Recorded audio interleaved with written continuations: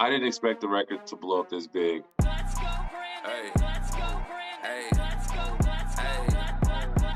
let's go, Brandon. You did it, let's go! I'm Loza Alexander, rapper, singer, and producer. Produce all of my records. Definitely something special about that record because it was something that was sparking already online, and it hasn't been done before, at least not like that.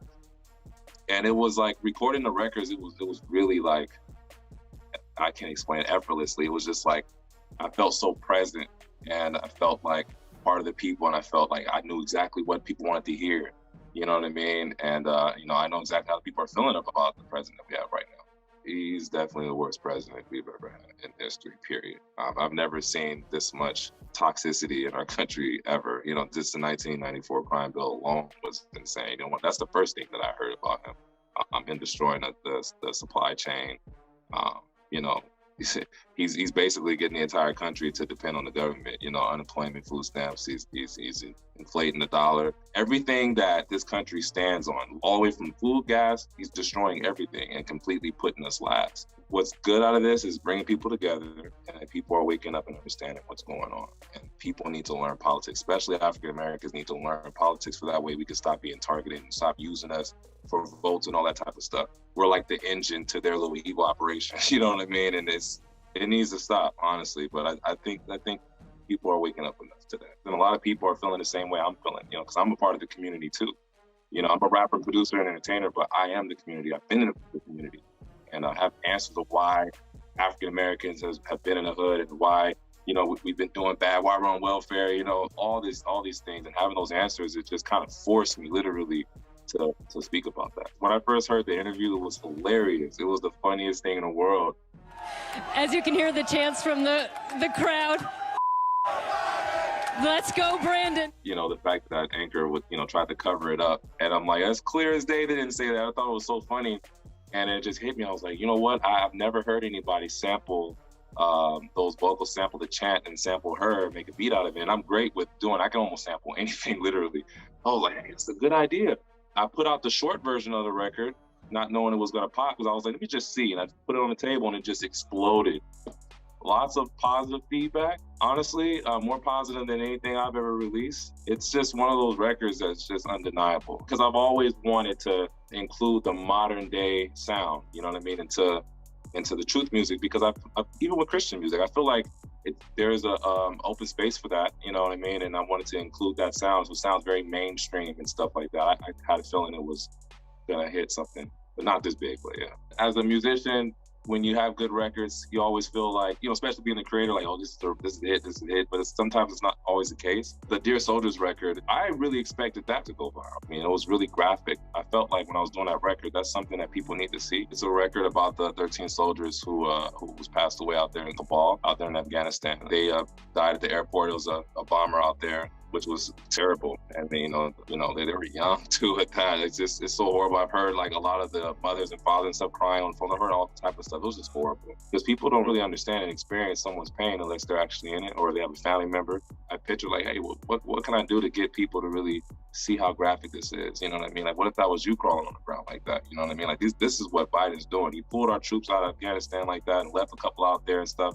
And the operation of doing that was completely inhumane. You know what I mean? Like, that's you don't do that. Obviously it was out of order. Wasn't always a patriot. It used to be a liberal. Used to be on the left side. But I switched over last year. It was the 4th of July, and became a truth speaker ever since, and decided to use my talent that I've already gained. And here I am.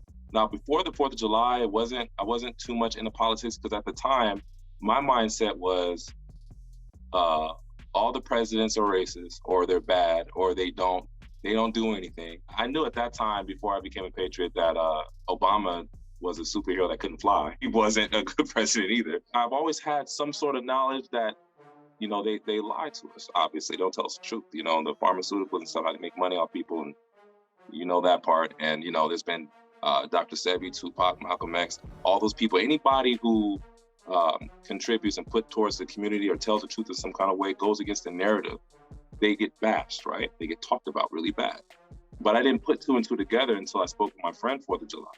and he told me about Trump, and he asked me, why do you think he's racist? I couldn't answer a lot of the things, and he explained to me that the media was attacking him. Why? You know what I mean? Because of the things he was doing for this country, lowest unemployment rate, you know what I mean? The things he did for the African-American people in this country. He was bringing the manufacturers back here. He was trying to build this wall and cut the other countries out, because Democrats always try to sell the country out to everybody else and leave us last.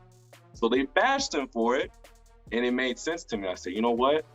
I'm gonna do my research, because I didn't know that. You know what I mean? So that's kind of how it started. I went down a rabbit hole, and it was just undeniable.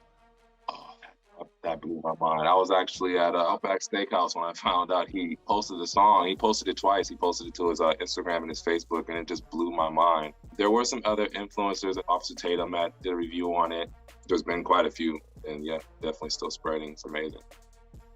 So #1 in hip hop, #1 on iTunes. I was #1 on Amazon, and #2 overall. We're still behind Adele. I haven't checked actually in the past 2 days. I'm just thankful that, you know, just for #2, I know she's huge. I'm like, let's see if we can pass her up, download it now.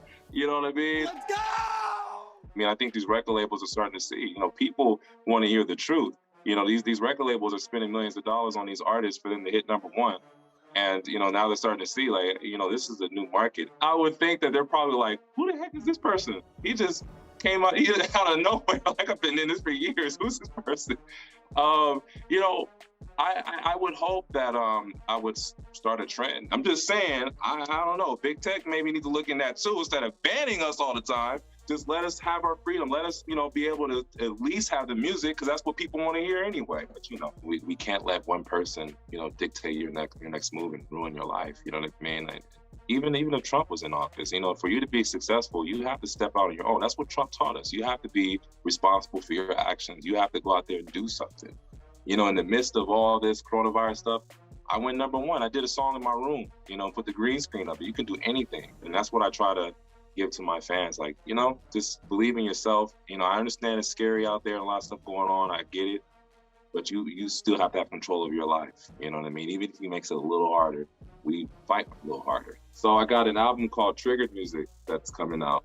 I've been telling my fans that the album is structured. It's built to where you can roll down your windows and make people mad, make liberals mad. That's what it's all about. And I have a music video coming for Let's Go Brandon, the extended version, because people didn't hear the full song. So we're gonna have the racetrack shut down and the whole nine. And Chris Cash is gonna be doing the video. It's gonna be great. And then I'm actually working on more records to release right after the video.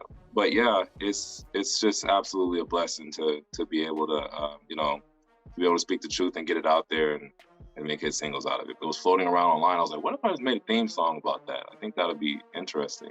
It worked.